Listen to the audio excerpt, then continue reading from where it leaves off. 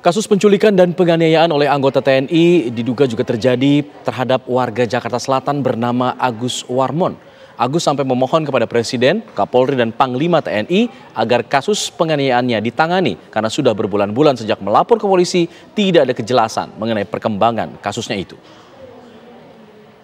Presiden RI, Menko Polhukam, Panglima TNI, dan Kapolri, izinkanlah saya curhat.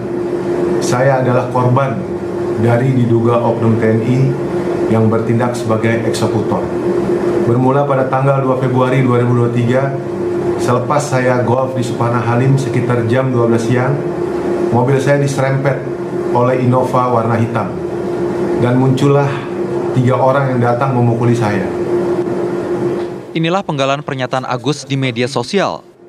Ia mengaku menjadi korban penculikan dan penganiayaan oleh anggota TNI yang ia duga atas suruhan pengusaha berinisial RP. Perjalanan karena diperintah diduga oleh RP, saya diinterogasi dan diminta membuat pernyataan oleh pengusaha RP bahwa saya seorang penipu melakukan penggelapan uang dan melawan aparat oknum TNI tersebut. Sampai akhirnya saya dibebaskan, diantar pulang oleh 2 orang pada pukul jam 1 malam. Kasus ini terjadi pada Februari 2023 dan telah dilaporkan di bulan yang sama. Tidak hanya ke Polda Metro Jaya, kasus ini juga sudah dilaporkan ke Pomdam Jaya Guntur di bulan Agustus. TNI sendiri sudah mengakui ini, Bang? Ya, TNI sendiri belum mengakui itu, tetapi kita sudah lapor ke Pomdam Guntur dengan membawa bukti-bukti termasuk KTP dari oknum TNI tersebut yang sudah ditemukan. Oke, Bang. Bisa dijelaskan kronologi singkat kasus ini seperti apa, Bang? Awalnya, Bang? Ya, jadi klien kami memang ada utang piutang yang itu harusnya diselesaikan secara perdata dengan seorang pengusaha RP.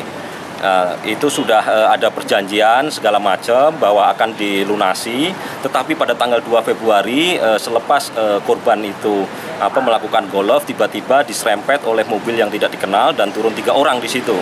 Kami beruntung karena ada security yang mengetahui kejadian tersebut dan meminta KTP dari salah satu pelaku dari 6 tersebut.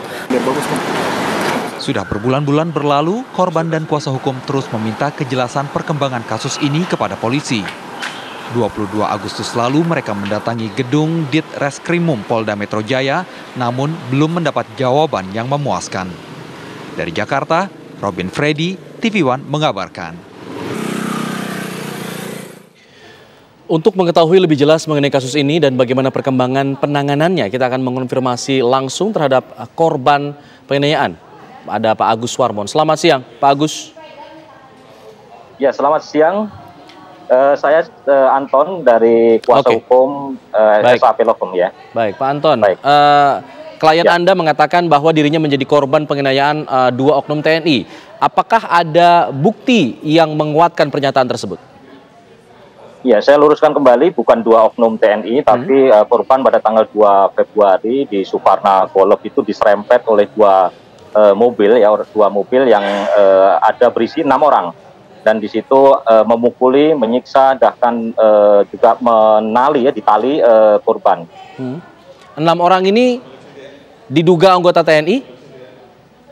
Ya, kita hampir yakin diduga anggota TNI karena dari security Suparna itu telah memfoto oknum tersebut. Jadi KTP-nya sudah ditemukan oleh security.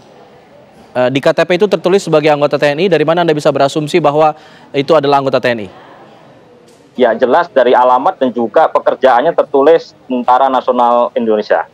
Oke, dan itu KTP-nya hanya salah satu atau ke-6 orang itu tersebut?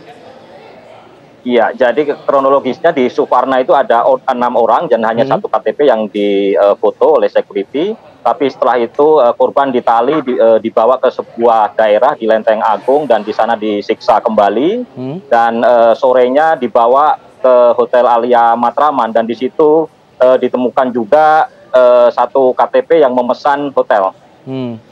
Baik, sebenarnya apa yang diinginkan oleh para pelaku penganiayaan ini terhadap klien Anda? Ya, memang sebenarnya ada hutang piutang yang itu harusnya diselesaikan perdata antara korban dengan seorang pengusaha RP. Seorang pengusaha RP ini kita sudah membuat perjanjian klien kami, namun perjanjian itu harusnya selesai tanggal 30 Januari dan tanggal 2 Februari korban diculik tadi, diserempet, diculik, dikeroyok, dianiaya, dan bahkan ditelanjangi. Anda sudah melaporkan hal ini ke pihak kepolisian, kabarnya seperti itu. Apakah sudah ada tindak lanjut? Ya, saya mengucapkan terima kasih kepada Pak Kapolri, Pak Kapolda, kemudian di Reskrimum Polda Metro Jaya, ya Pak Hengki dan jajarannya, Kasubdit, Kanit, Panit, penyidik, Resmob yang begitu cepat sebenarnya sudah mengatasi permasalahan ini, tetapi sekali lagi ada kendala tadi karena melibatkan oknum TNI, tentunya ada surat menyurat yang harus disampaikan ke institusi TNI, tapi itu belum datang. Jadi yang disurati itu belum datang. Kabarnya Anda juga sudah melapor ke Danpom Jaya mengenai hal tersebut. Apa respon dari mereka? Ya, tepat. Jadi tepat tanggal 5 Februari tadi lapor ke Polda Metro Jaya 170 pasalnya, kemudian tanggal 27 Juli kita kembali melaporkan kepada Polda Metro Jaya pasal 333 yang ditangani oleh Polres Jakarta Timur, dan kita juga lapor ke Pomdam Jaya tanggal 4 Agustus. Di situ Pomdam Jaya sudah memanggil 2 orang oknum TNI, tapi saya belum tahu hasilnya sampai sekarang. Oke, langkah Anda ke depan jika kemudian laporan yang selama ini Anda sudah lakukan belum juga ditanggapi, apakah ada langkah hukum lainnya yang akan Anda tempuh?